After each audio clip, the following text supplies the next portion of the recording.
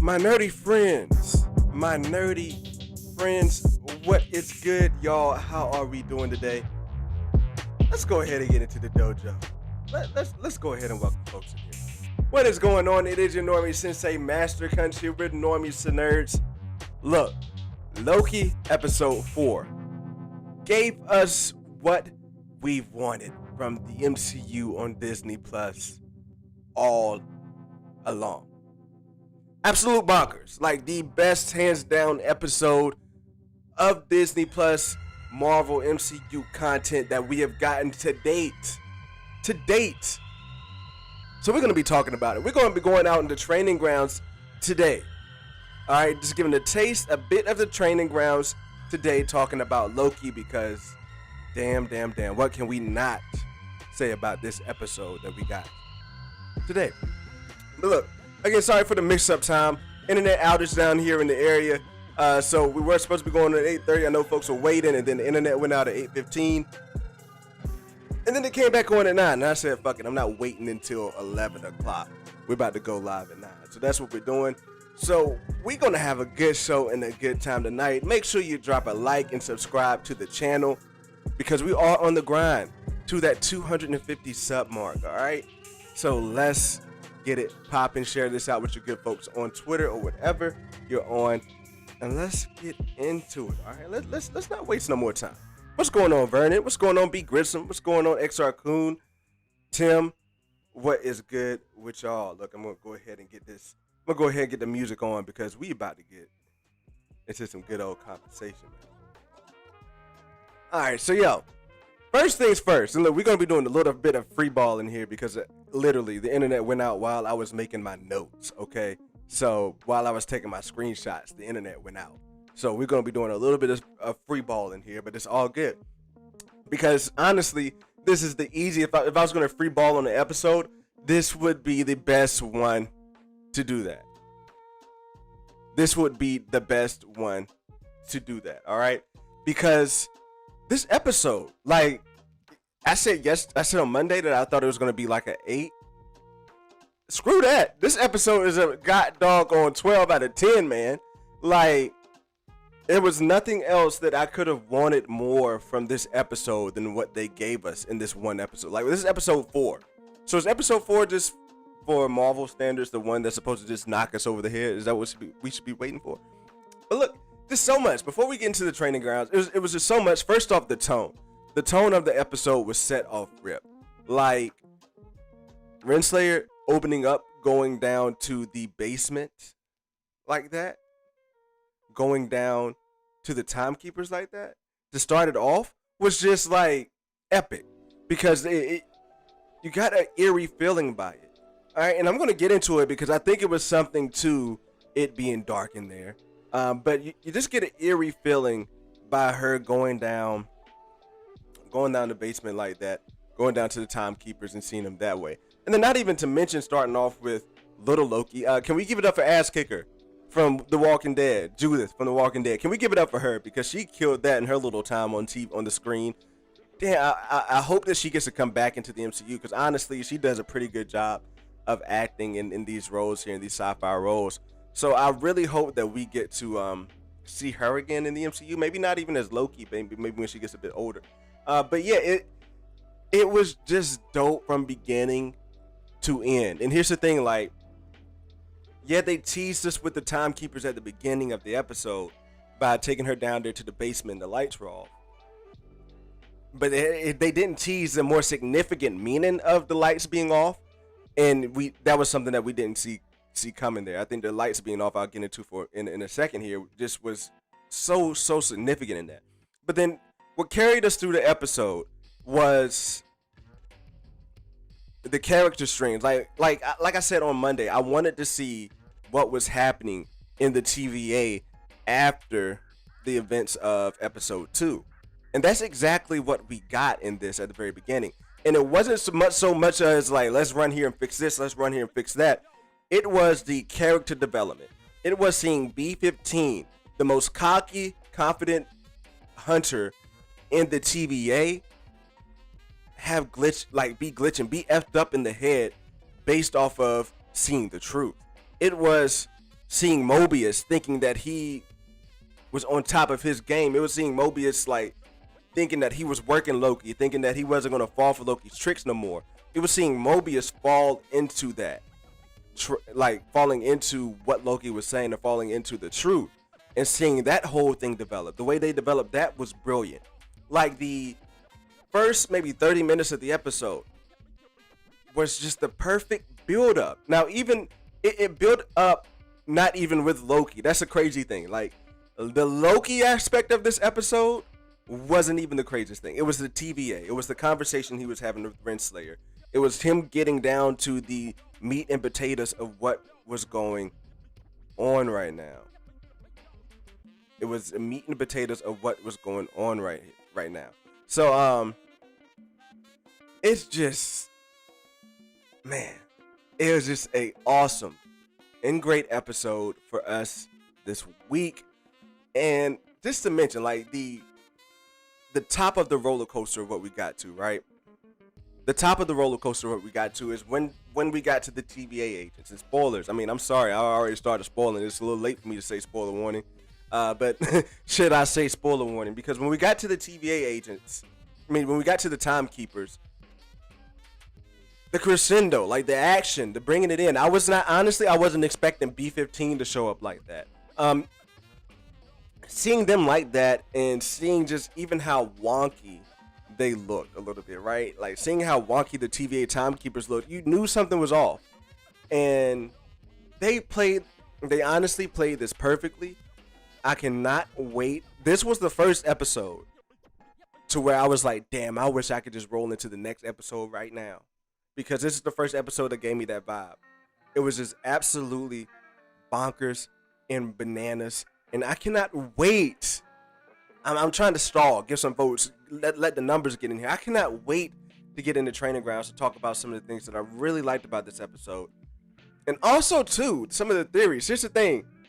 I fell for the trap. That to me is something that was so brilliant about this series, is that coming into the series, you guys remember, I had my Kang theories. And I thought that Kang was the person. I thought Kang had maybe taken out the TVA, the timekeepers, and was running the TVA from the shadows. You guys might not remember, that was my theory that I had on my preview of episode 1. I went back and looked at my notes.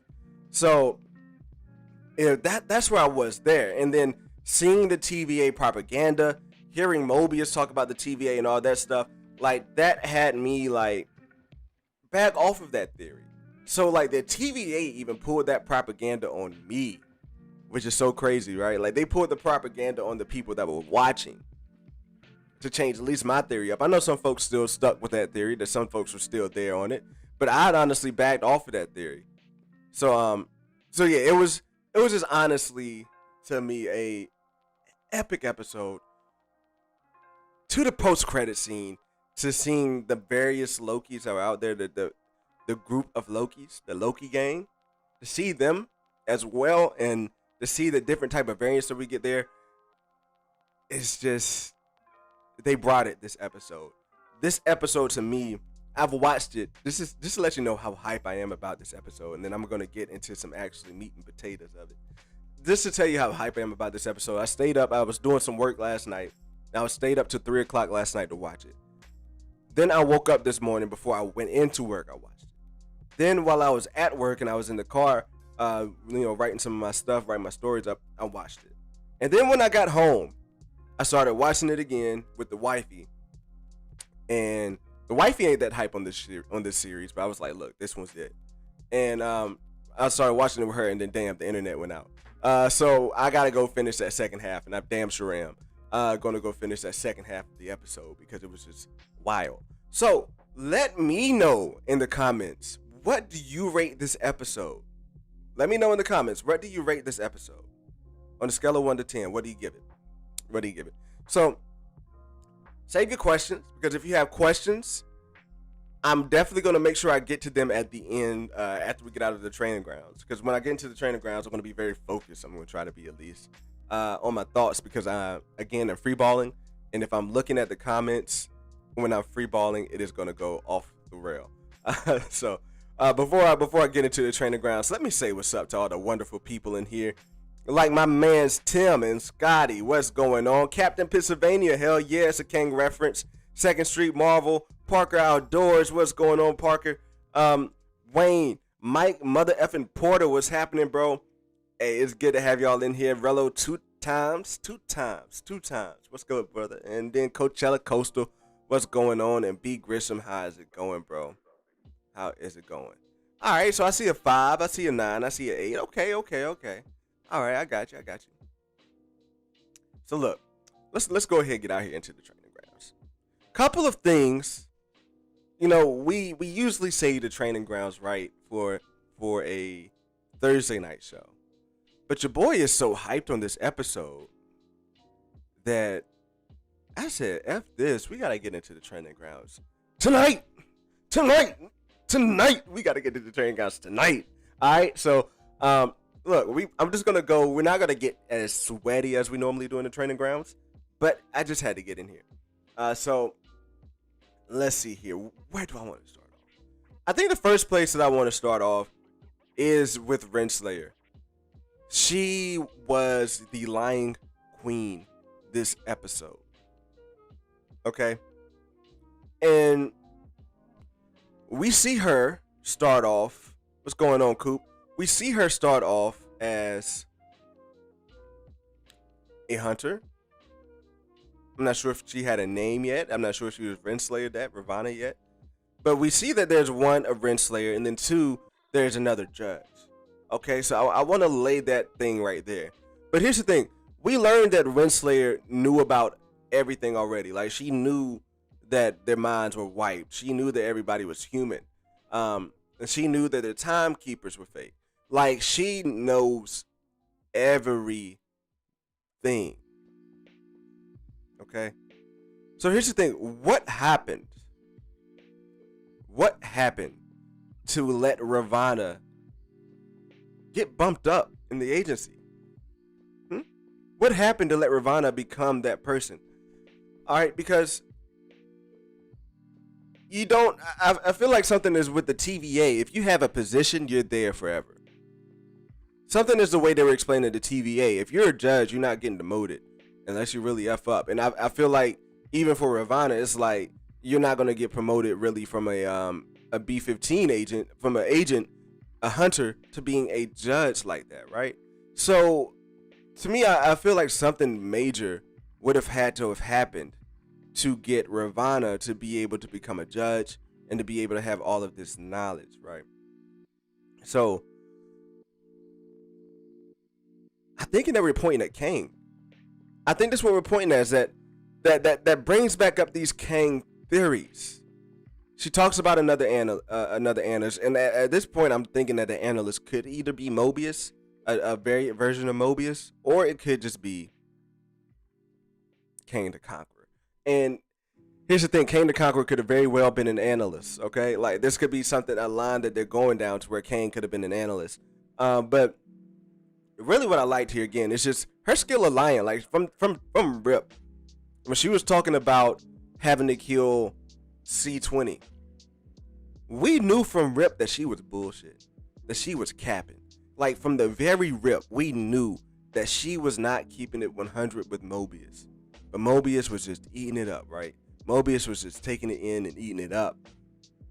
But we knew that she wasn't being 100. We knew that she was really out there being evil, and she probably did. I don't even think that C20 got pruned, honestly. I think that C20 might have gotten killed.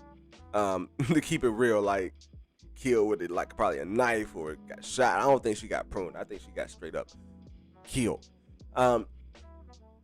So again, that's where we start off. Like, I wanted to start off with Ravana and just talking about her dynamic. Like, we're really starting to see that she knows everything that's going on and how important that is, right? So we started off here in the first scene with the TVA timekeepers, and it's dark, right? This looks completely different than what we saw whenever she went back down with Loki and Sylvie, right? Because the lights are off, You got your night lights on. They look like they might be charging or whatever. The lights are off. They look like they're turned off. They're not active. They're not moving. And there's no guards down there. So like you notice, I wish I got a screenshot of when they went down there, but I didn't think about getting that screenshot until I was actually cropping things out, and it was a little late. But we noticed that when they went down to the TVA with Sylvie and Loki, how different things were. Like it's like the lights were cut on, the show was on, everything was good. So that was just a slight. That's one thing I really loved about the setup. What's going on, Abby? How you doing, homegirl? That's one thing I liked about the setup was that even at the very beginning of the show, they were setting up that this was a show like that. The TVA Timekeepers was a facade, a show that had to be cut on, that had to be run. Because honestly, if you are the timekeepers overseeing and working as hard as you are, there's not going to be a moment where you are where your lights are off. There's not going to be a moment where nothing is going on in your layer. So, brilliant way to set up this episode, right? Brilliant way to set up how things were building in this episode at the very beginning, and to drop that Easter egg at the very beginning of it. So, again, so what was she coming down there for, though? What was she going down there to do? I mean, was she just going down there to cut it on? I don't think so, because she had that look of worry on her face. She had that look on her face, so she had to go talk with someone, right? But here's the thing: if we're thinking about Kang and we're thinking about somebody being down there, I don't think Kang. I don't know. I find it hard to believe that a Kang or whoever is running to pulling the strings was actually down there making things happen, because during that whole fight scene going on later, if things were really going down like that, Kang would have stepped in, right? Like the person would have stepped from behind the curtain to preserve what is happening, right? So unless he's maybe trusting Ravonna to keep things together. So this is one. So again, this is just one setup that just kind of gave us a hint that the TVA timekeepers were not real, and maybe they even were at one point. Okay, we still don't know. Maybe they were at one point. This is going to be interesting. This is why I want to see the episode tonight, the next episode. This is why I want to see episode 5 tonight, because I got to know what the hell is really happening in the TVA. Like, it's never, the intrigue of what's happening, really happening in the TVA has never been as high as it is right now. Okay, so that's one. Another clue, look, let's just be real. We would have been pissed. I could see it already. I could see this already, right? Like, tell me how mad people would have been if the timekeepers were real and this is what the timekeepers were looking like. Like, the pictures just look like fan art themselves, right? Shitty CGI, like, not believable at all. If this is what the timekeepers had really looked like, people would have rioted. Like, that would have been like a huge, like, F Loki. Like, yo, they really gonna make the timekeepers look like that? Like, that would have been a huge gripe. That almost looks as bad as that CGI scene at the end of Black Panther during the final fight scene. It almost looks as bad as that CGI, to keep it 100. Not as bad, though, which is saying a lot of Black Panther. But yeah, it's like, once I saw them move, once we saw them like talk, and the way they were talking, the way they were looking, you just look and say like, ain't no way in hell these creepy looking cringy mother effers are real, right? Who else? Did y'all have that thought in the chat? Like when you what were your reaction when you saw the timekeepers? What was your reaction? Because again, when I saw them, like when they showed that close up, I was like, nah, this ain't it. This ain't it. And I was trying to give it the benefit of the doubt, but it was like, nah, I ain't feeling it. And like, so like, was it? I was thinking like, is it projection? Is it a robot? Like, it didn't take away. And this is the thing, it didn't take away from the head being chopped off and seeing it's a robot. But at the end of the day, it was like, there's no way in hell these things are really the TVA timekeepers. Abby K says, yeah, as soon as they started talking, I was taken out of the story. Right, like, yeah, we couldn't, if these were going to be the timekeepers, nah. And XR Kun says, yeah, I knew they were bots right away. I'm a good bot detector. Facts, facts. So yeah, it's a good vibe to see that they were able to rip that off immediately. So here's the thing, my man's Captain Pennsylvania. He might be giving in to me, bro. Because if you know the things that me and Cap been going through in here, we got this bet on King the Conqueror. And at the very top, I scroll back up. It says there might be a Kang reference, and he rolled his head. At this point, yo, we're at episode 4. Something like this. This is the crazy thing. Look, all right, I'm not trying to. As soon as I was about to say this, WandaVision finale popped into my head. And to me, the finale was good. Like, I like the finale, but I understand where people were let down from it. Because it didn't, honestly, even though it was good, it didn't live up to the expectations of what they were setting up in the show. And we're just at episode 4, right? We're just at episode 4. And they took off the timekeeper's head. They pulled back the curtain. All right, so we got some explaining to get. We got some explaining to get on two fronts. One with the Lokis, and then on this one with what the hell is going on with the TVA. And here's my theory that I've had. I'm going to be touching on a bit here, and I don't, the track speaks for itself. Like, you go back and watch the videos that I did a month ago. Maybe even more than a month ago. I might have done this video like a week before Loki came out about Kang being the head of the TVA and running things from behind the shadows. And that's where I think we're headed now. That's what it's really looking like we're getting at this point. Because check this. Hear me out in this theory and walk down a happy, beautiful path with me on this. We're looking at, okay, remember how I said Ravonna started off as a hunter? And we see her bring in female, we see her bring in Sylvie. Sylvie is sitting on, we see her bring in Sylvie, and she is talking to a what's it called? She's talking to the judge. I was slipping.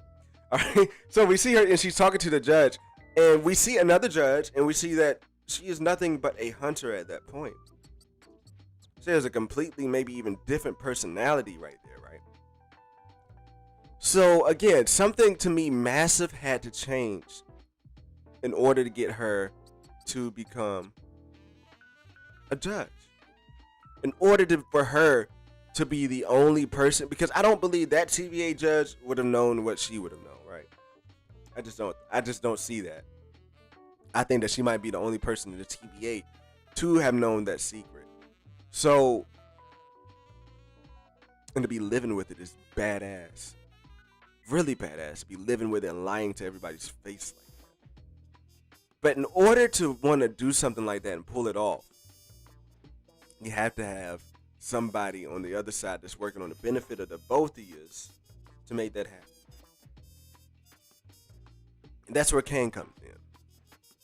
I honestly think that either Kang killed the original TVA timekeepers, in which I kind of would like that theory more, because then what would be the point of even going through the trouble of creating TVA timekeepers if you're Kang the Conqueror and you can just run this shit yourself? So you got to give that facade illusion that the TVA has been going on going on good from RIP, even if the TVA timekeepers are the ones who started to kidnap people from these other timelines. So the way I'm looking at it is that, yeah, Kang overthrew the timekeepers and he brought in, he promoted Ravonna, and they started this whole illusion that the TVA timekeepers are, keeping everything in check. And now the question is, what does Kang benefit from a sacred timeline? Where does Kang benefit from having a sacred timeline? That's the question that you have next, and that's just to me something that I want to see filled out.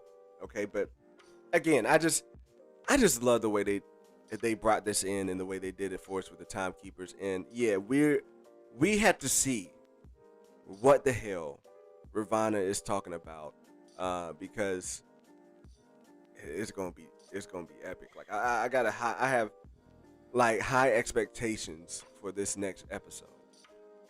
Very high expectations, and it's not even mainly for the possible Kang references. But let's go ahead and talk about. Oh, we got some Star Wars folks coming in here. What's going on, Star Wars? Oh, Jeezy. What's going on, Eric Shaw? How y'all doing? So let's get into some deeper shit.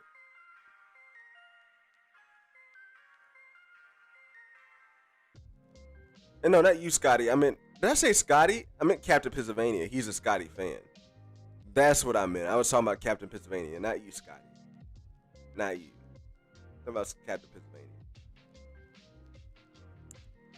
Alrighty, so let's get into this here. Where am I at? Where am I at? Multiversal chaos. So to me, one of the most important lines, Geeky Gambit, what's happening, bro? To me, one of the most important lines that we got in this episode was given by this woman right here who is growing on me. She growing on me. She growing on me. Felicity, yeah, you thought we was going later. I did too. But luckily, the internet got fixed and your boy was able to get going. And I was like, look, I got some editing things to do on the video tonight. So it's very imperative that I got up now instead of going on later at 11. So sorry about that, moderator. But yeah, this Loki right here, she growing on her, bro. She is growing on her, bro. So it's like, she dropped that line. I'm going to be paraphrasing here. Basically, like, the universe is trying to split. So he creates chaos like a goddess of mischief.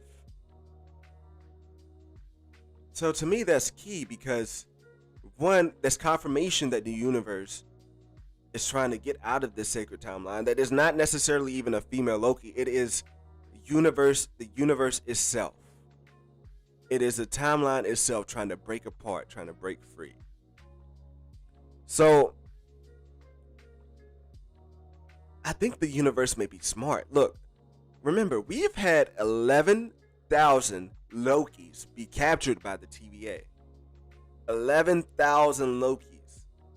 The universe is really trying hard to break out. And I think that they may be hinting that at least in the MCU, that Loki could be a Nexus being. That no matter what reality you go in, no matter what you do in reality, that a Loki is going to survive and be there, and you cannot erase a Loki from reality. That's what I think that line meant there. Was that Loki's, the glorious purpose, like bringing this back into the episode 1, the glorious purpose of Loki's is being a Nexus being. Being, like he said, like, we don't die. We keep going. We don't give up. Chief, what's going on, bro? Like, that's what they were saying. Like, that's what they were getting at. And I think that this episode was nothing more of confirmation that this could be Loki being a Nexus being. Wanda's already a Nexus being. There can only be one per reality. I don't know who told you that, XR-kun, because we are in the MCU and not comics. All right? Like, Loki has earned the right to be a Nexus being in the MCU. He has earned the right to be somebody who is always around and doing his shit. So, I think here they're highlighting that Loki is a Nexus being, and that he can, he's always going to survive and be around, and that's like what I think is building up here, and we even see it more because what causes more disruption more than one Loki is that these Lokis coming together and touching. We see this Nexus line popping off, like they said, like that's a spike. That's a straight up heel up to the top. So just even more evidence that Loki may actually be a Nexus being, that they maybe have underrated him the whole time, that he's not just an agent to get to people to be the best of what they can be, but he is actually could be an agent of the universe, an agent of reality to be able to break these other universes free from a sacred timeline. It's like this. If I pour water in my hand right now, no matter how hard I worked, I would not be able to keep that water in my hand. So, dang, pause on this hand motion. I would not be able to keep this water in my hand, right? So, like, that's nature doing its work, breaking free. So, what we're seeing here is nature using its agents to be able to break free from the sacred timeline, and where you get to see this thing branch off. Because here's the thing too, again, 11,000 Lokis. Like, it's one thing to have like a Goldman Sachs person do something to mess up the timeline. It's one thing to have a random person do something to go back in time and mess up the timeline. They had to get caught.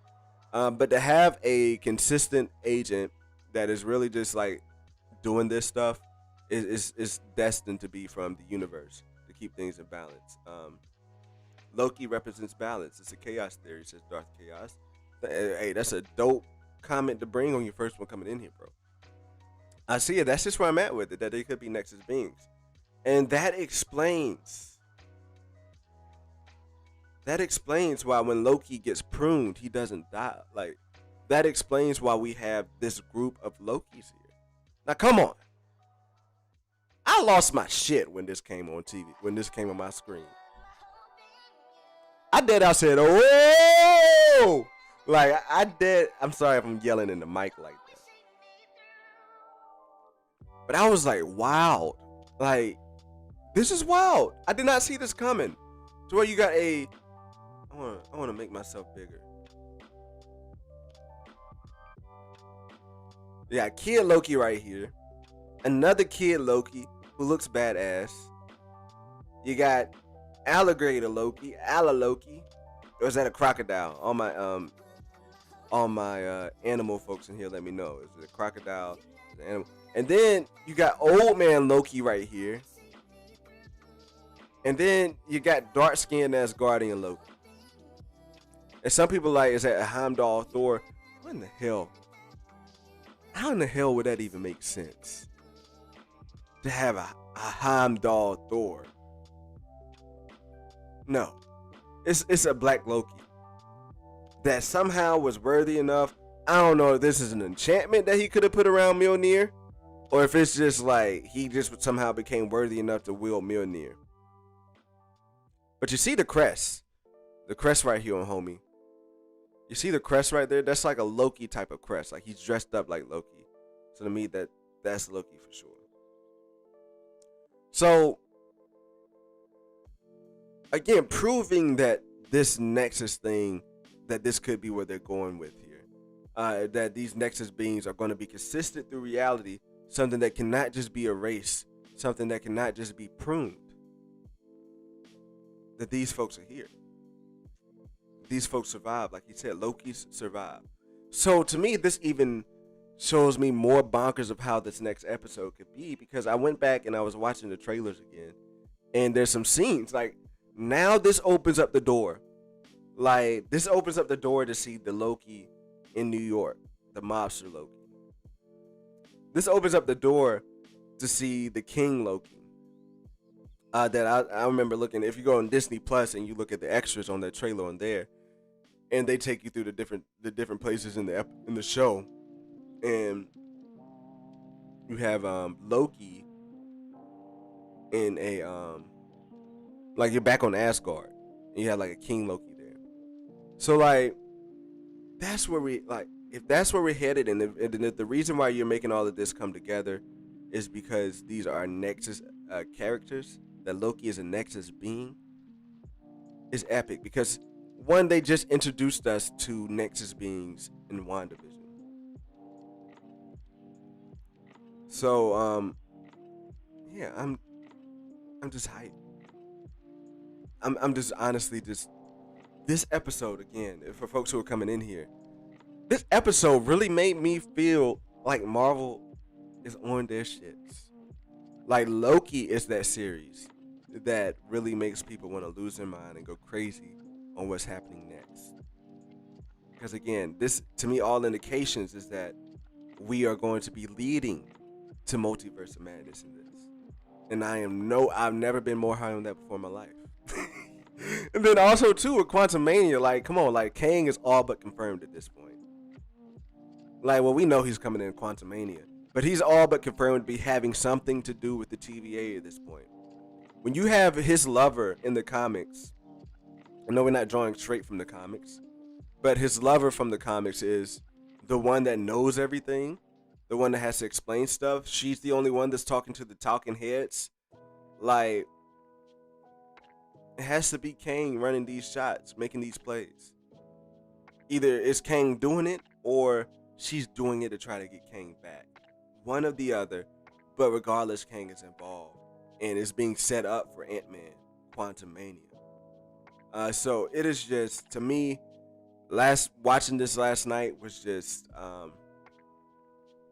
man, y'all don't know how long I've been waiting. Like, believe me, I loved WandaVision, but my love for WandaVision was the speculation, and the speculation just being slapped right in my face, like at least in the show.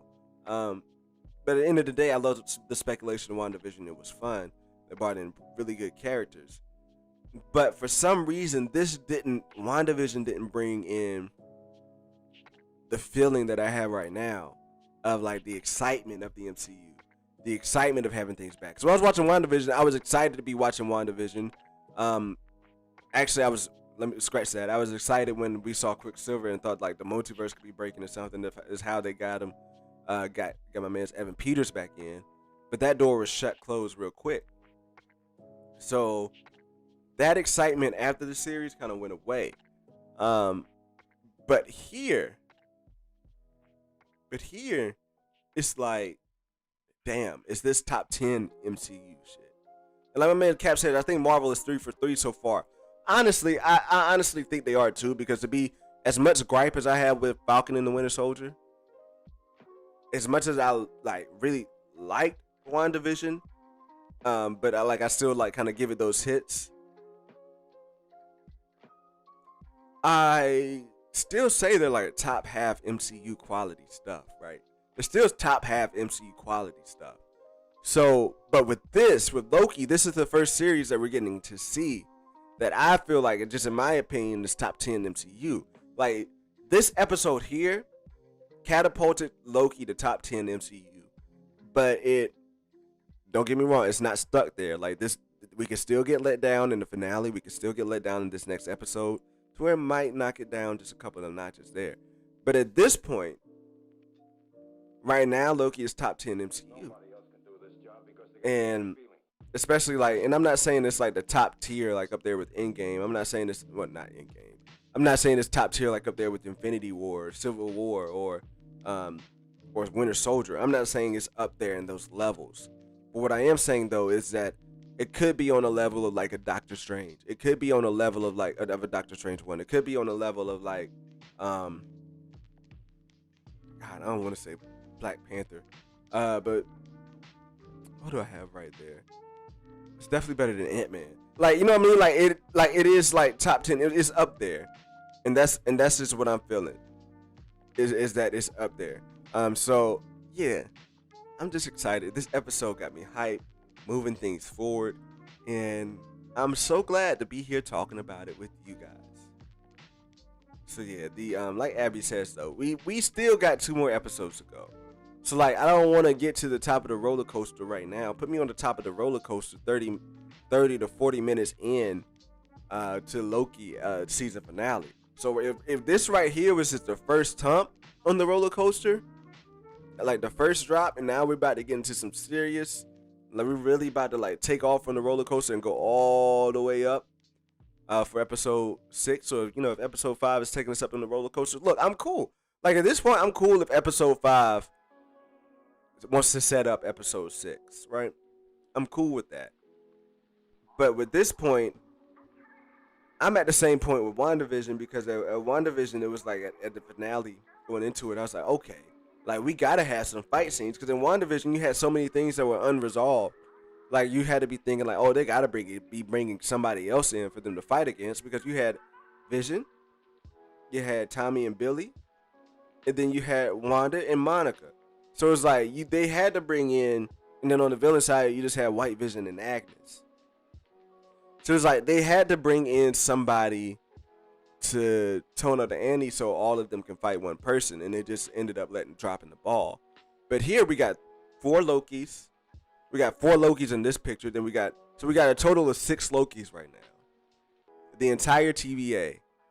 The TVA is humans. Like one thing that I just want to point out, this has kind of been like really griping me, is just how depowered Loki is right now. Because those humans in the TVA are straight up manhandling Loki. There's no way in hell that 2 humans should be able to stop Loki. Not based on the precedents they set in Avengers 1. No way in hell 2 humans should be able to drag Loki down the hallway like that. Sorry. But where is I going with this? But yeah, I'm just excited. That's it. I'll just leave it there. I'm just hella excited for it. And at this point, I'm ready to get out here into the final round grounds and get into some of the commentes. Let me scroll up. So drop your questions in. Let me know what you guys think. Any questions, any theories? We are still going to be... My face is real greasy. Greasy. And your boy need a haircut. I'm looking pretty rough tonight. My hairline looking like it's receding because I ain't had no haircut to straighten it up. Your boy looking rough tonight. But damn, it is what it is. So yeah, let me scroll back up. Let me scroll up here to the top. Drop your questions in there at the bottom. I'm gonna start off at the top here and work my way down. Pause. All right, here. But Captain Pennsylvania says there might be a Kang reference. That is facts, Cap. Let's see it. Been kind of pumped for this one because this is the place I come if I want to talk some Loki. I appreciate that, Tim. I appreciate it, man. I hope it's a place you come when you want to talk some Black Widow. I hope it's a place you come when you want to talk some What If, because y'all think I got some crazy theories for What If. I mean, for Loki. Y'all gotta wait until this What If shit heats up. Oh, and you guys remember the dream? Put a fist in the chat if you remember the dream from last stream on Monday. You guys remember the dream, right? From the TVA? And then, that's about going down to the hall and the timekeepers. Tell me why, when they first went down there in the first scene, and they got down to the timekeepers and off that elevator, I had flashbacks. I got nervous as hell. Now I know it wasn't nothing as creepy as like people being stuck in time and places in history and doing stuff like that. But nah, just tell me why I got flashbacks from that stressful ass dream. All right, but I do not have a new dream to tell you guys about because I ain't had enough time to sleep.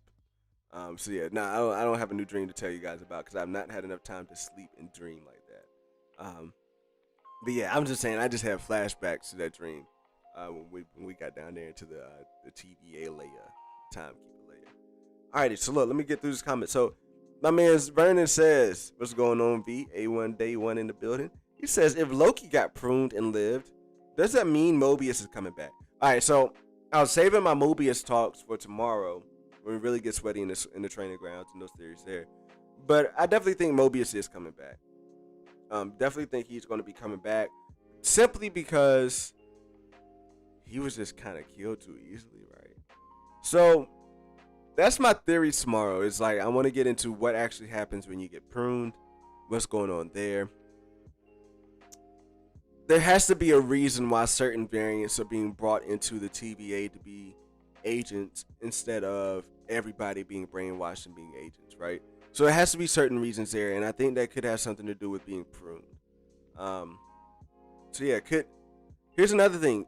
I was even starting to lean more on the theory that maybe Mobius is a Loki. Like that theory there, I'm starting to kind of even maybe vibe with that a bit more. Even with him being pruned, it's like, okay, like that's an easy way to explain him coming back.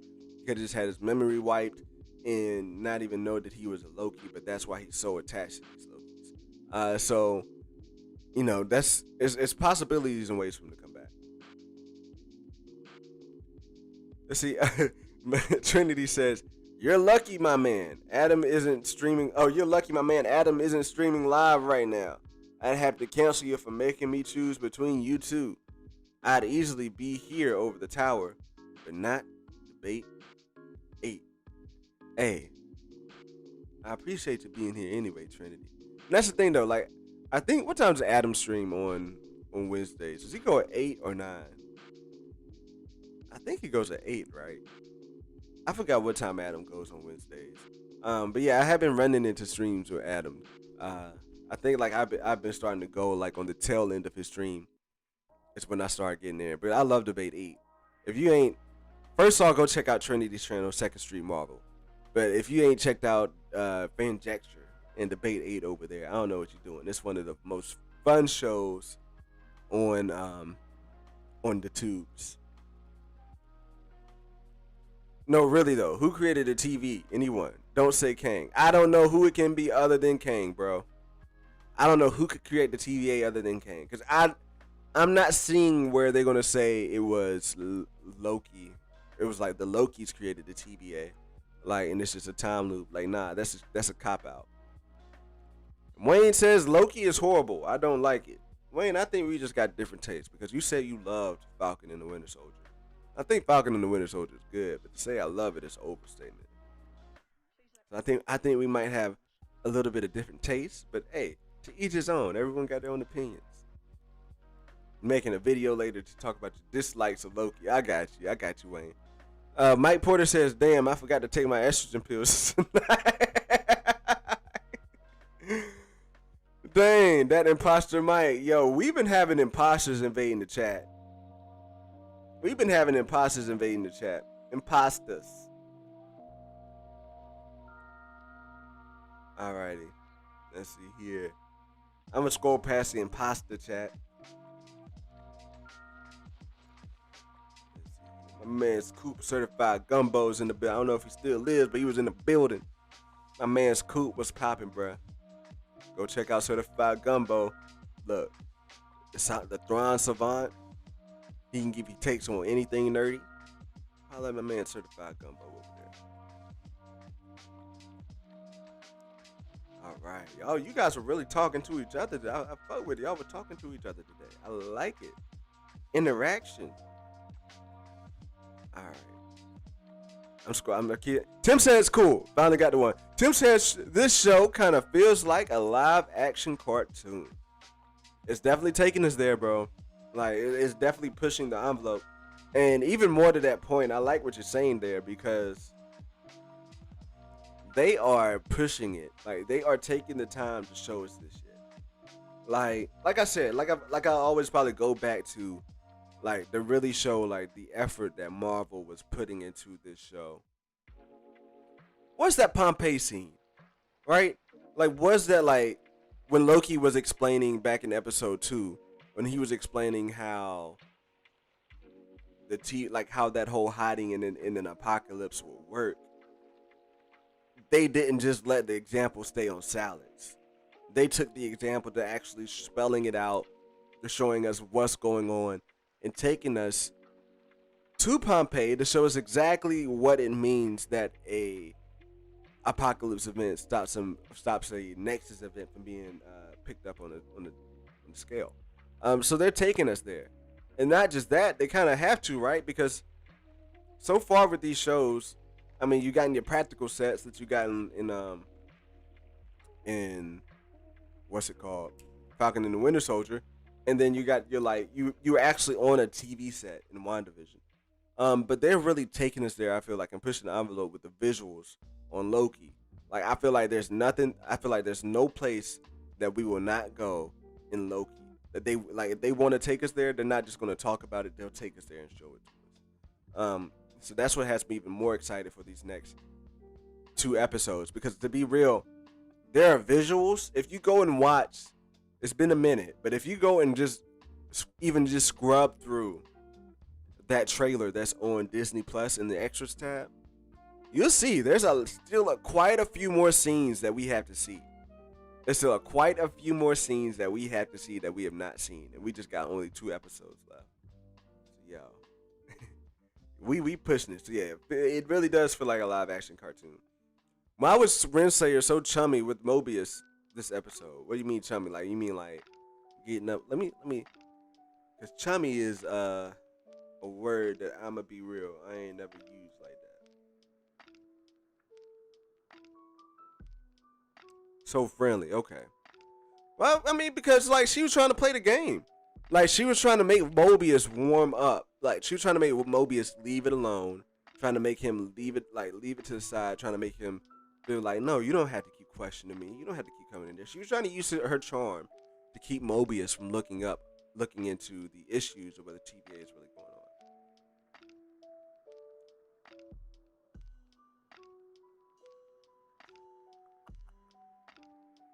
on. Who was the higher power before Renslayer though? That's the thing. Like that's why I actually think that Kang actually took out the TVA timekeepers. That's why I think he actually took out the TVA timekeepers. And they started to create this propaganda to put these messages out there and to make folks think one thing and to making them think their mission was what the TVA timekeepers have been wanting to do all along. And yeah, and that higher power before Renslayer was just a casualty of that. Who knows? He could have got his mind wiped and been demoted. Probably just got eliminated to be 100. The timekeepers remind me of the Bill and Ted movies when they meet the people from the future. I ain't seen the Bill and Ted movies, man. Oh man, I gotta see what you're talking about. Let's see it. Renslayer acted unfazed when she saw that the timekeepers were androids. Yeah, because she knows every single thing that is going on, bro. Again, hints at Kang. Like she knew everything that was going on.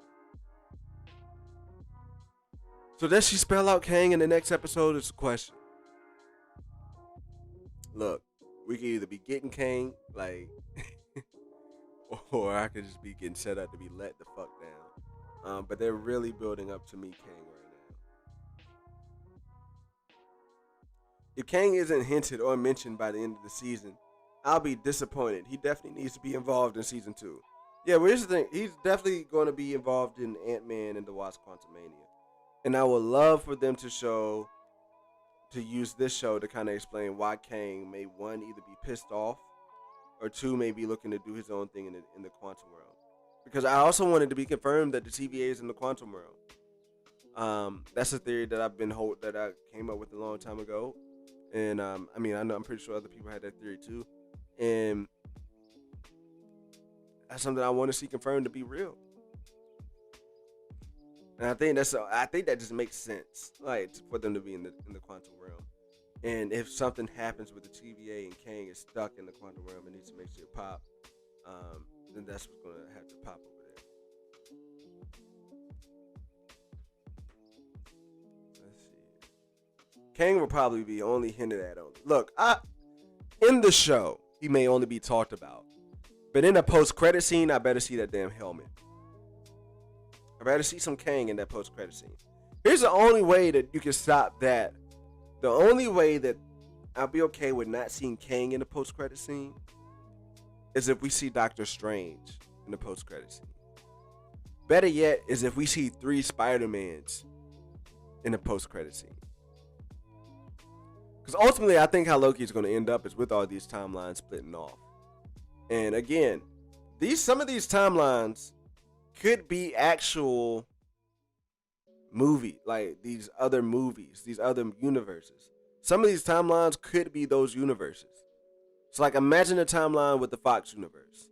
Imagine a timeline with the original Spider-Man, with the OG Spider-Man, and then the amazing Spider-Man universe.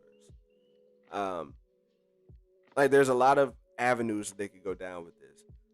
I even like the idea of using this to kind of explain, using this theory to maybe kind of explain how Don Cheadle even ended up replacing Terrence Howard, or how he ended up with a Bruce Banner that looks like Mark Ruffalo instead of Edward Norton.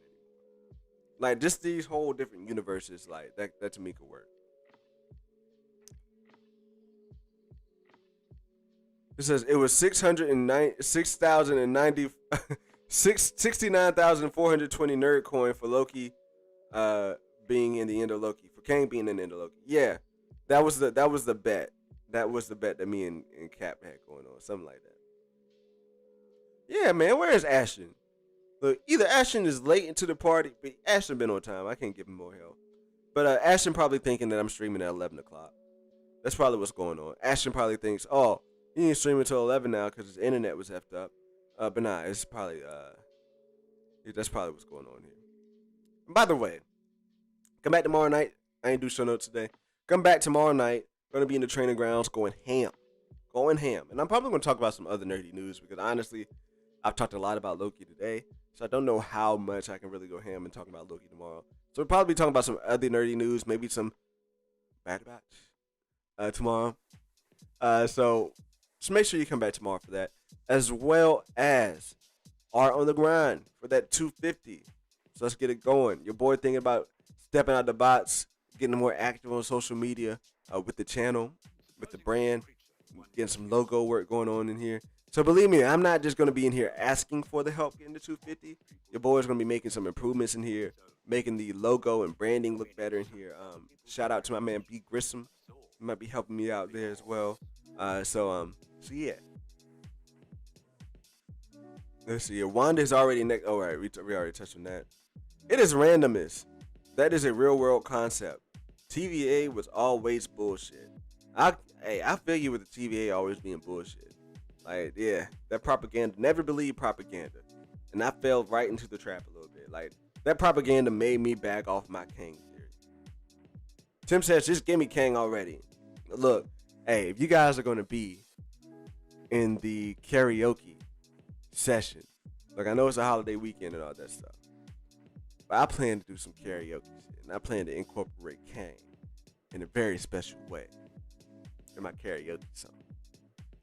So I'm gonna make sure you come over there to the tower on Saturday night in the Discord where the karaoke go down. Right, where am I at? Bro, I thought Tim says this. Bro, I thought the romance thing was weird until this episode. I think it actually makes sense for his character. Me too. Like, Loki would be into himself, and let's be real. Let's be real. Sophie is looking pretty nice. Sylvie, she's looking pretty good right now. She got, like, it's not necessarily like she's like that buyer. It's just, you know, when you carry that swag like that. Yeah, I can see Loki being into it. More Gator. More Gator, but I'm no expert. Yeah, it looks more Gator, right? Gator Loki is goated. And that was Dark Chaos for that. X Raccoon says Gator Loki is goated. That's my one exception to the no multiverse rule. See, you can't have your cake and eat it too, X Raccoon. Rillo 2 times says my black Loki is for sure with Loki. Right. For sure, Loki. Say he's not a Loki, it would be blasphemous. Like, you just about to make me go off. I'm gonna chill. Look, I'm trying to get better. Not like yeah. That's definitely a Loki. To say it's a Heimdall is blasphemous. Let's see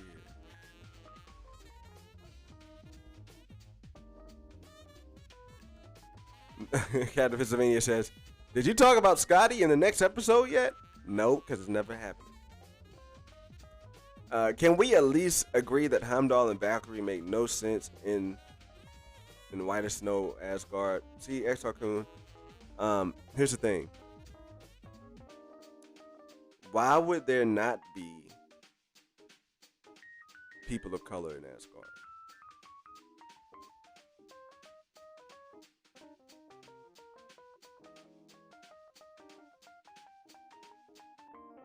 Why would there not be?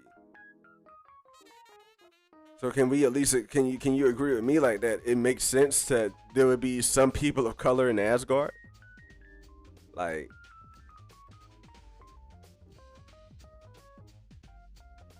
I don't know. Why do we look different?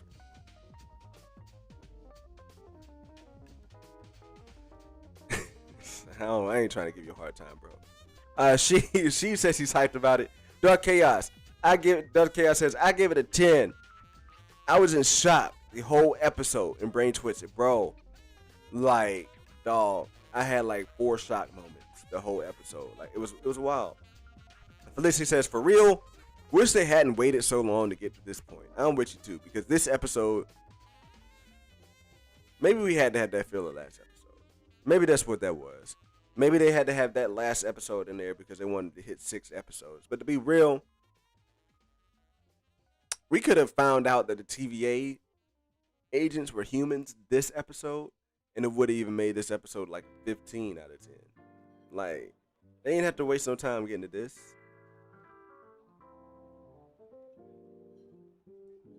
What if it's Ravonna Winslayer? She's doing this to keep the timeline where she finds Kane. Yet, same Loki has been delivering on this back. I like it. I like it. I like it. Dark Chaos.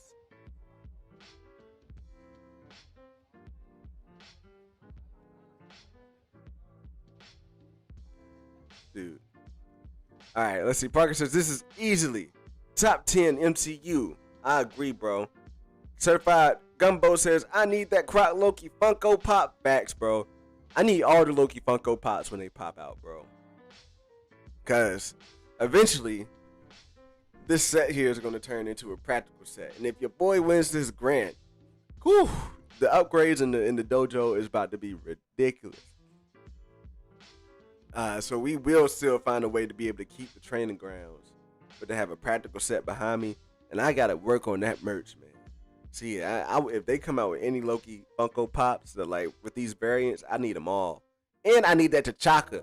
I don't know if y'all seen that T'Chaka Funko Pop, but that is going to be one that I have to get my hands on. That T'Chaka Funko Pop is more fire than any T'Challa Funko Pop I ever seen. Let me know if y'all seen that T'Chaka Funko Pop. That T'Chaka, man. Yo, like, that joint is hitting, bro. That joint is hitting to be 100. Honestly, WandaVision and Falcon and the Winter Soldier made me care less for the lead characters. Ooh, look, I'm going to be real. I was never a huge fan of Anthony Mackie being Falcon. Now, here's the thing. I try to put people in their role. So it's like, the reasons why I didn't like it was, one, he felt stiff and he felt a little forced. Like, I just wasn't really feeling him. But then again, and not to like take shots at veterans, but like no dig. Like I fuck with veterans to the core, bro. Like, I love the service they get to the country. But some military men have that persona. Some military men are like, when they tell jokes, it just doesn't hit. Like, it's the same thing with some former police officers. Like, that's just that becomes their personality. So I tried to give Anthony Mackie the benefit of that doubt. Is that, you know what, this is just the role he's playing. But this, especially Falcon and the Winter Soldier, that finale made me really like care less about Anthony Mackie. Now, I can't agree with WandaVision because, look, we got Scarlet Witch now. Like, it's dead ass Scarlet Witch. I care a bit more about her. Like, she's gonna be grinding for her kids. But with with Falcon and the Winter Soldier, it just didn't make me care about that character that much. I can't talk Falcon and the Winter Soldier. I gotta watch my heart rate, says Tim. Dark Chaos says apparently season 2 is in development, so I'm curious about the finale. Yeah, and I also read before I got in here that Sophie DiMartino said that she was not sure if she would be coming back as female Loki, but she would love to. I think she's capping right there. I think she's definitely coming back as female Loki in the season 2.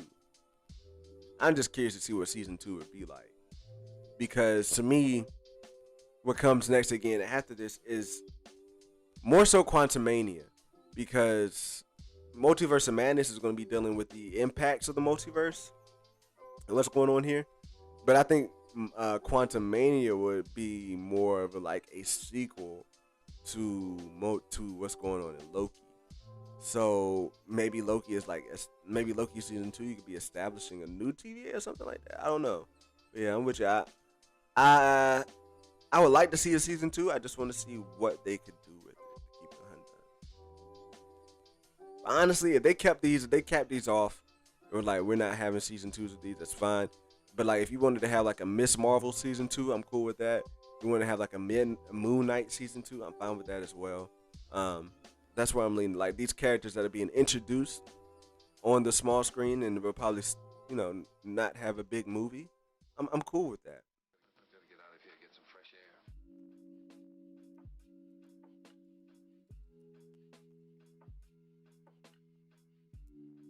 air. I absolutely hate Wanda now because of WandaVision, says Parker. Yeah, Wanda's a bitch. Wanda is a bitch.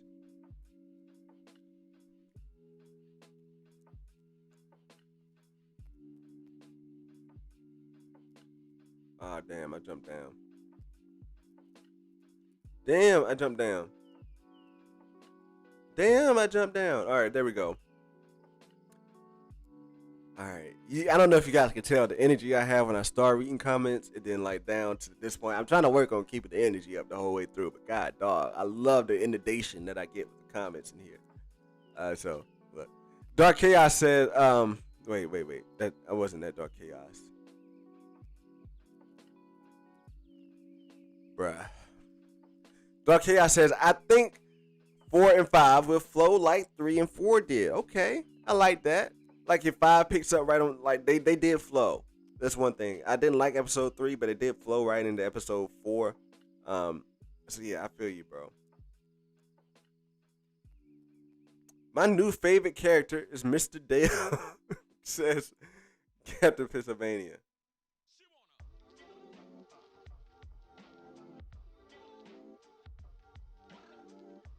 Hey man, don't keep rereading that. What you talking about? What was I rereading? Put it back in here so I can reread it again. Abby K says, think I fell asleep listening to that part of the stream. Yo, if you did, I hope I could have inspired you in your dream. But nah, like I don't have a new dream to tell you guys about. But yeah, it was I'm so glad I got to share that dream with y'all because it was fun. It's a fun experience telling it with y'all. And I'm glad you guys liked it. Like I'm glad you guys liked it like that.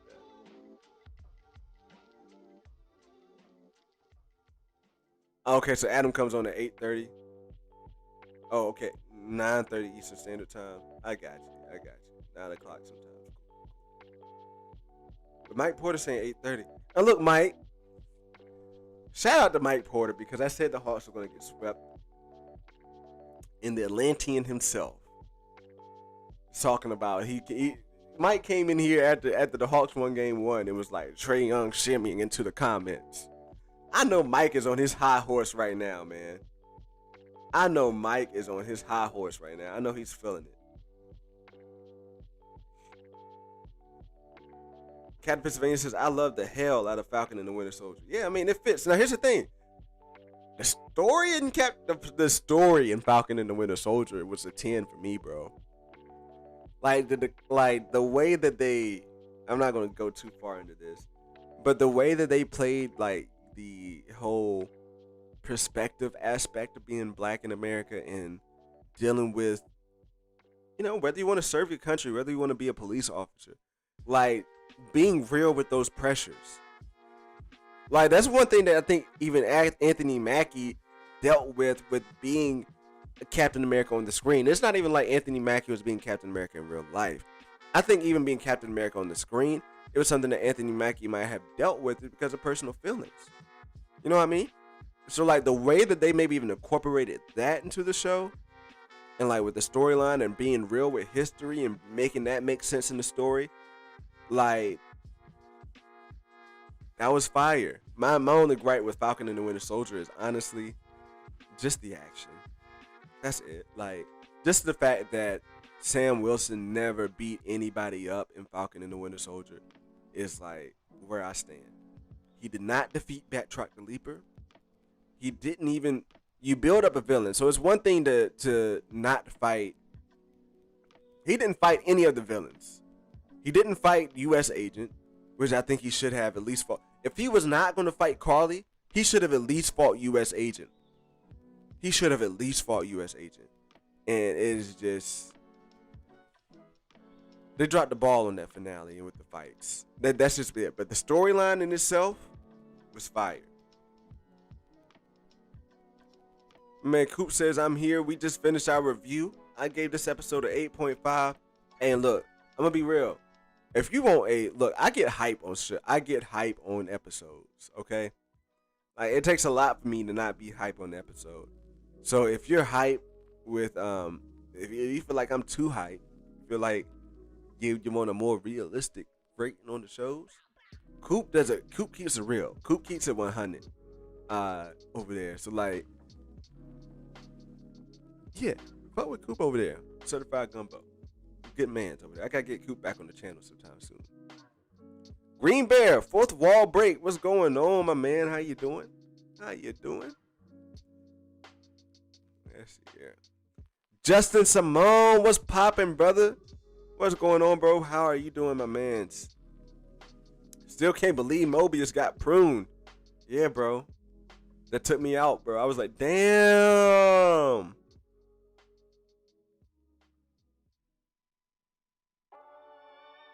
Yeah, Felicity, how you like that episode? She said on first watch, I give it a 9. Oh, shit, that's the highest thing I ever seen Felicity give anything, bro.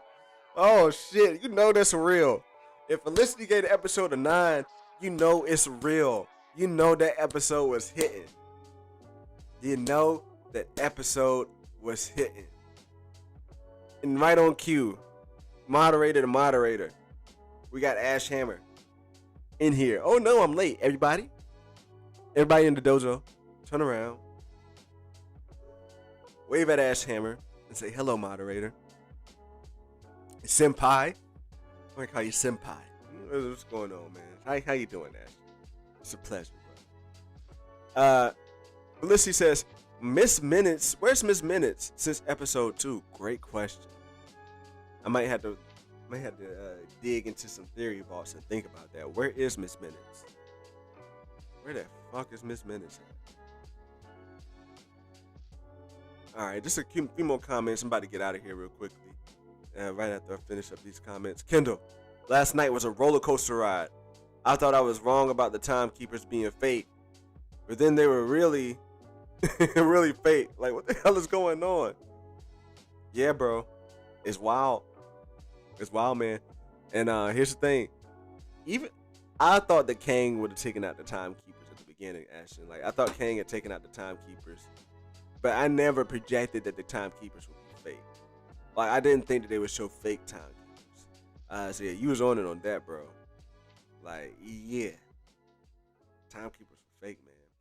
Now look, they could have been real at one point, because like I said, I think there's a time because I think the TVU was TVU. That's what I used to go live at work.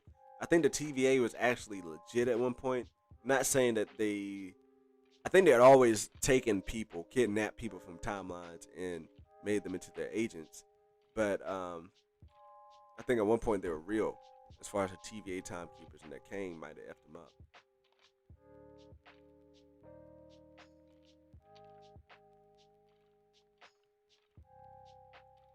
That's what I've been saying. Post-credit scene or not at all. Yeah, that's what I want. I want a post-credit scene. I don't want him to take over the series. I feel like if Kang pops up in there, he'd take over the series. But then you have to ask yourself, that's a question I have too. Who was Ravonna going down there to talk to? Because remember, I'll go back out here to the training grounds for 1 second to show this scene. This scene here, the timekeepers are off. The robots are shut down. They're not active. The lights are off. Nothing's going on. But she still was scary. She was still nervous and scared about talking to somebody. So who was that? Like, who is there that she would have to talk to? Again, I think if Kang was there, that Kang would have come out when they were all getting their ass beat, and that Kang would have stopped that from happening. But who knows? Kang could be playing a long game.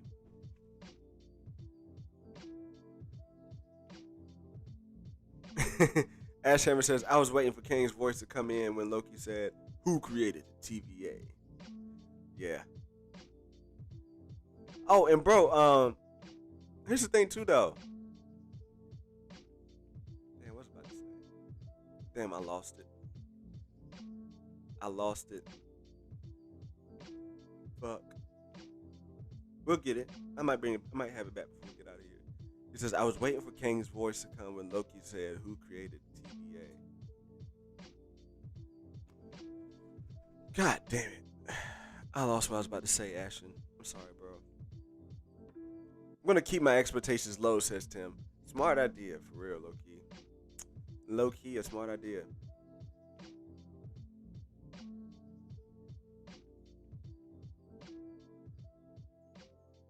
Ashton.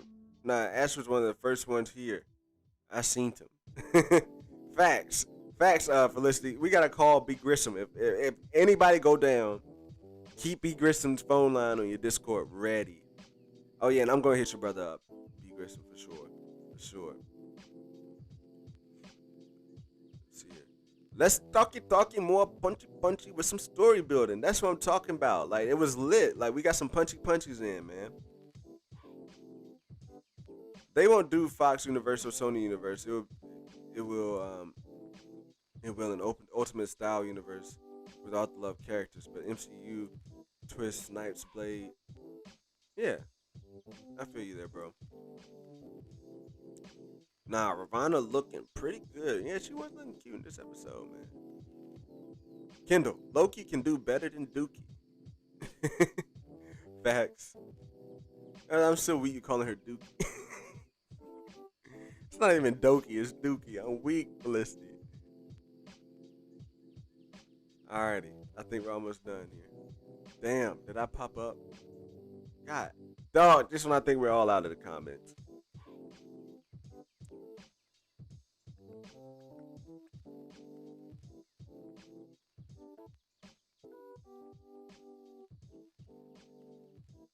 Who's lying? She lying?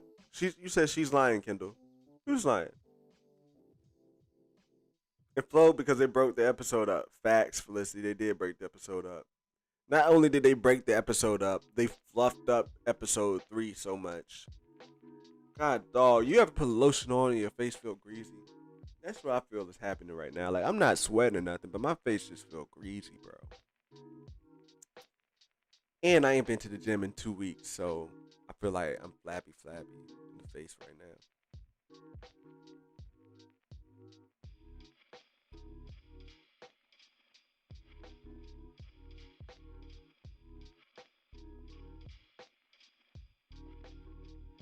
Ice traded gang, facts.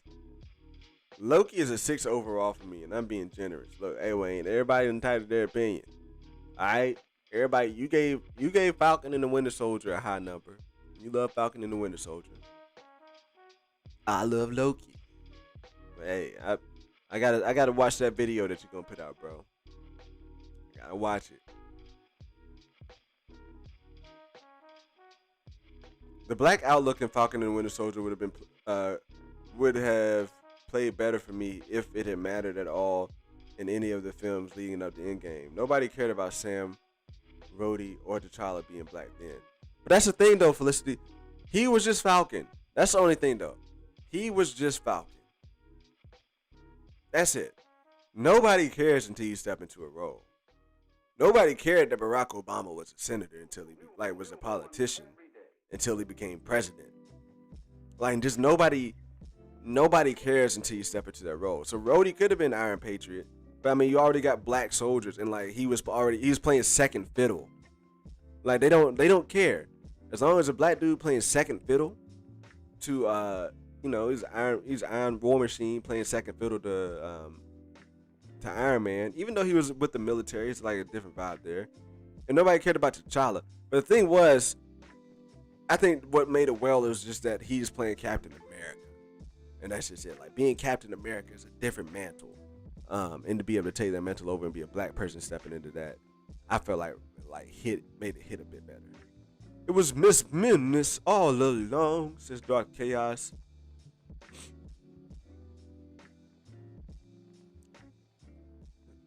Geeky Gambit says, so I guess a lot of people are saying that Loki is their least favorite Disney Plus show, and I don't understand. And I just don't understand. We're all watching the same things. Like facts. Facts. Like yeah, we watching the same shit right now. That final battle was just basically the fight with Snoke in the Last Jedi.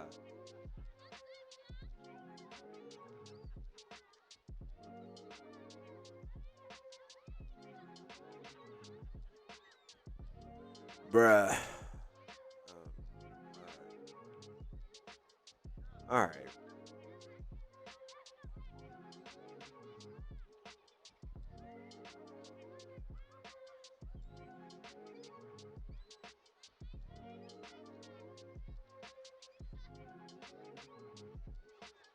I think Ravonna knew they were robots because she didn't seem surprised. Yeah, it's definitely like she knows everything that's going on, bro. She knows everything that's going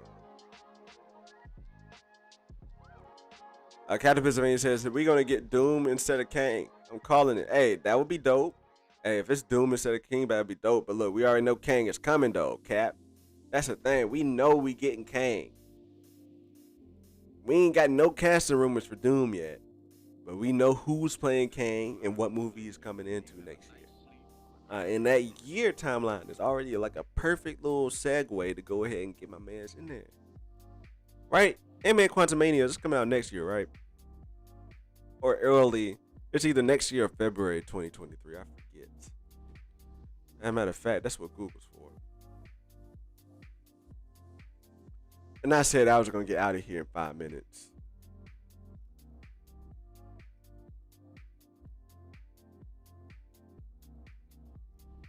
Quantum Mania. February, yeah, it's coming out in February 2023. So yeah. You know nothing about Doom in this casting, says Captain Pennsylvania. You right. You right. The other chamber fight was a little bit whack. I mean, I'll be real, like it did leave a little bit more to be desired. But then again, like Loki can't use, like they can't use their magic down there. But seeing them use magic would have made it a bit more dope. I was a bit confused when like Loki was like a little bit of help. Like, dude, I was about to say the N-word. Like, dude, she fighting two people too. And you want her to throw her little sword over there so you can fight two people with a sword? Come on, bro.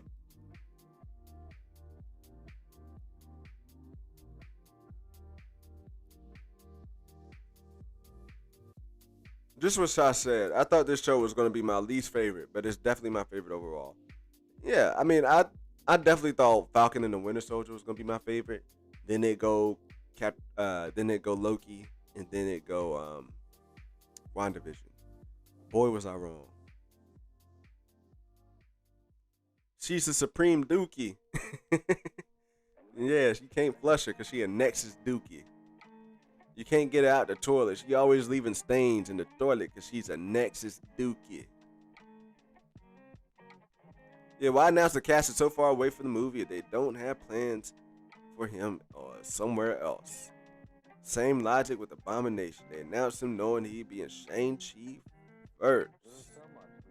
Go get your food, X-Kun. Go get your food because we about to get out of here anyway. Look, I don't think we get Doom with the Fantastic Four in the mix. Facts. Dr. Chaos. Yeah, in 2023 it says Coachella Coastal.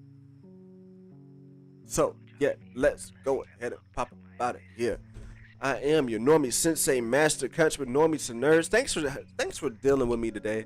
I was like, to keep it 100, I was like, my mood was fucked up by the internet not being on, bro. Like, my mood was effed up by the internet not being on. Like, I was soaking in it. I was telling my wife, I'm not gonna stress about it because there's nothing I can do about it. But like, this episode was so dope. Like, I couldn't wait to get in here and talk with you guys about it. And I'm glad you guys stuck around and came in, dealt with the time changes. I know I put on there they was gonna come on at 11. But once the internet came back on, because I was scared that it wasn't gonna come back on for a while. But once it came back on, we was with it. And thank you guys for dropping in here and being patient with the sensei. Look, as I always say, go watch something nerdy. Go watch something, fuck it, rewatch Loki. Okay? Go watch something Star Wars. Actually, I have been rewatching the Star Wars trilogy, the OG trilogy. What's up, Fernie? Thanks for dropping up in here, bro. I've been watching the OG trilogy. Um, I am like halfway through. Been rewatching. I'm halfway through the Return of the Jedi. And it's been a much more fun watch. I think this is the first time that I've gone back and rewatched the original trilogy since finishing up watching the series. And can I just say, I'm really starting to appreciate the OG trilogy so much more because it's the original trilogy. What I like about it is like the missions that in the Clone War, like in the animated series, the missions that they go on. It seems like a mission of the week type thing, like a mission to mission. And what I'm seeing from the original Star Wars is the number of missions that they go on in each movie. It's really fun, and like that makes like looking at it from that perspective of like, dang, they would be doing something like this in the animated series. Like even when it comes to breaking Han out, and it was like the way they made the cleverness and the way they made Jabba's ship blow up, like the way they killed Jabba and made everything like that happen. It was like, I see where they're like. It's a little bit retroactive because I should be giving more credit to the OG trilogy for setting that stuff up for the animated series to use. But like, I just love like just the feel. Like I kind of got a more of a feel of what Star Wars really is from the animated series, and now that I can really appreciate the OG series a bit more, yeah, it's creeping up on me. Like it's creeping up on the level of, look, I was a prequel. I'm a prequel lover. Prequels are my favorite. But yo, prequels better watch out because if I watch the OG trilogy again, yeah, the prequels might be in some trouble. But look, anyway, as I was saying, go watch something nerdy. Go watch something Star Wars. Go watch something Netflix, Amazon, fuck DC. Go watch something nerdy. Share it with a friend. Turn them into normies and bring them here. Now whip them into shape. Turn them into nerds. And if I don't do it, somebody in the comments gonna do it. It's gonna get done, regardless. So like I say, I am your Normie Sensei, Master Crunch with Normies Nerds. I've been talking for way too long anyway. It's time to get up out of here. Much love. Y'all are the best.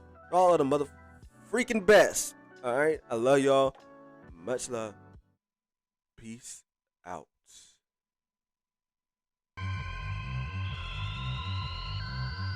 I've been saying it for days. I was gonna hit me. And I got it. I just ain't done it yet. Is it because it's so iconic? Would it be ironic? I changed it. The beat wouldn't be so subsonic.